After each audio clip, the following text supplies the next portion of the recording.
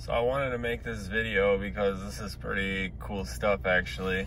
So this is a 2005 Chevy Trailblazer, and right now it's running. I did a 14-hour drive from Chicago to Dallas, and I had a check engine light the entire time. It was telling me about the upstream O2 sensor. And so like I did, I paid a friend who has a lift to help me, get the transmission swapped out, put new transfer case fluid in there, and we put it all back together. And then I did an oil change and new spark plugs and new coils.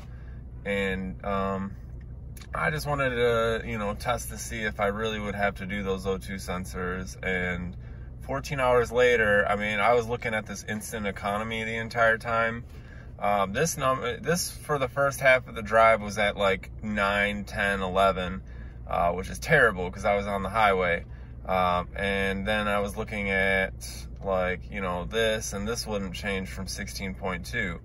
And yeah, so like, then about halfway through the trip, I noticed that this instant economy was up to like 18, 19, 20, 21, as high as 23, on those little downhill stretches.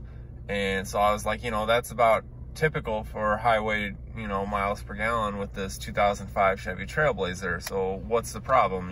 It's getting the right gas mileage.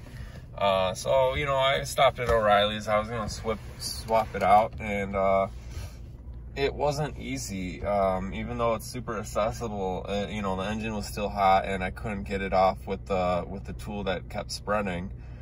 So my plan was to get down to Arizona and, just like cut the wire, put a socket on it. But right now, what you see is what you get. I didn't clear any codes or anything, and I got nothing. So I don't know how long this vehicle was sitting, but I imagine that the gas that was in it was pretty sludgy. The first thing I did once I got it running was filled it completely with gas, and then the next morning I put like a big bottle of seafoam and the high mileage, half a bottle of high mileage seafoam into the oil, and the rest into the gas tank. And so it had, a considerable amount of seafoam in the gas tank, and I just kept filling it up, like, when it was a halfway, like not letting it get too low so it can keep, mixing with good, good known gas.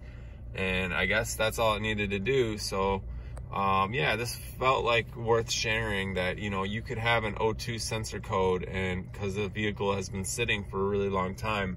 But in this case, it just drove for 14 hours and now it's cleared.